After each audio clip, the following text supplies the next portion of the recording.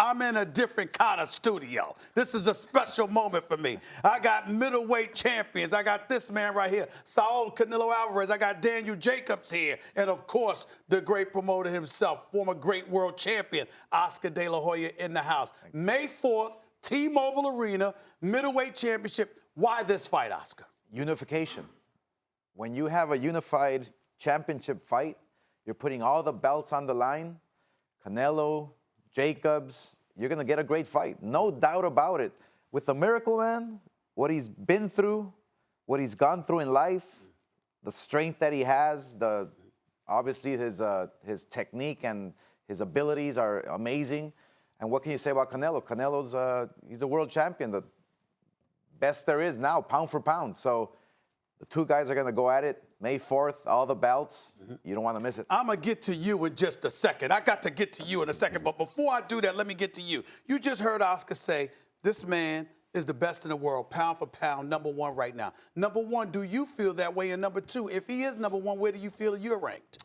Well, I can't really, and nor do I get into gauging myself into the rankings. That's for the fans' perspective. But for Canelo Alvarez, he is definitely, in my opinion, one of the best, if not the best, in the division and in all of boxing. So for my thing is, though, I've always wanted to be the best. And in order to do so, you have to beat the best. So this is why this fight is so big, because we're both the two best middleweights in the division. And for us to go at it with our styles that complements each other, you know you're going to get action. How would you beat him? Because I watched Canelo Alvarez. I'm getting ready to get into that. I watched this man, and listen, I watched the man fought.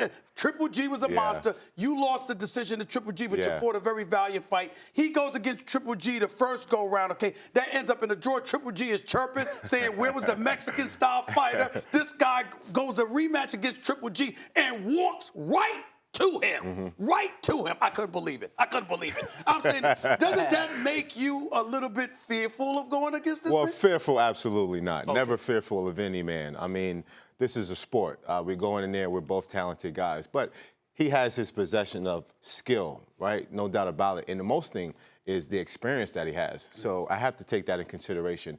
But the respect that I give is making sure that there's no stone unturned in training camp. The respect that I give is making sure that I prepare 100% so that I could be ready come fight night. So, Canelo Alvarez, I think right now you're unquestionably #1 in the world. I mean, your box office, everywhere you go, we can't get enough of seeing you.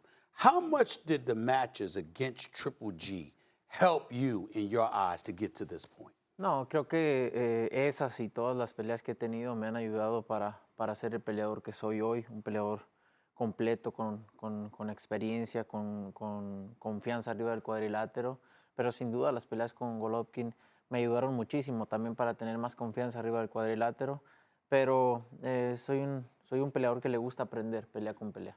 Go ahead and interpret, Oscar De La Hoya. Every fight has given him the experience. But the Golovkin's fights obviously gave him that much more experience. But he's a fighter that loves to learn. He's a fighter that's growing and loves to learn. You know, it's interesting. And by the way, Oscar De La Hoya was interpreting for me. We don't have an official interpreter here. I got Oscar De La Hoya. It doesn't get much better than that. But Canelo, let me stay with you. But you know what? I know how. If I was fighting Canelo, I know how to beat him. How would you beat him? Taking up a bat. Okay,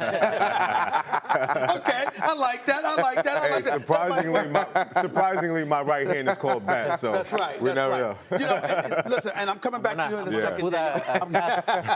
I'm coming back to you in a second. For you, for a while, we looked at you welterweight division. And then, obviously, you go to junior middleweight division now. You bring your knockout power with you. I think that surprised some people. It really, really shocked me in the rematch against Triple G.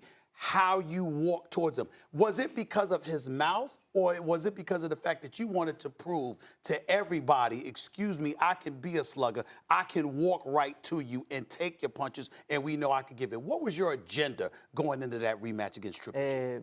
Todo lo que rodeaba la pelea, pues obviamente me hizo todavía hacer ese tipo de pelea, ¿no? Pero desde la primera pelea, después de la pelea sabíamos que se iba a hacer la revancha.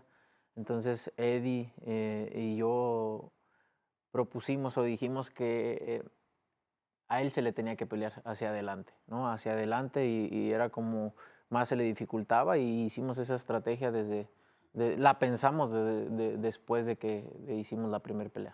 Yeah, everything surrounding the fight made him fight that way, but more so was his trainer, Eddie Reynoso, who comes up with a game plan. He said that in order to beat Triple G, you have to push him back. And that's exactly what they did. What about you? When you fought Triple G, A, was that your strategy? And B, do you think you can employ a similar strategy against this man? Well, here's the thing. We both have experience with Golovkin's fight, but we're two totally different fighters. Explain how.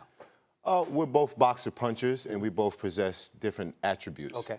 And with the Golovkin fight, he has his own style. So you can't expect for Canelo to have the same success. I'm a different style. You know, I can switch southpaw. I can go side to side. Golovkin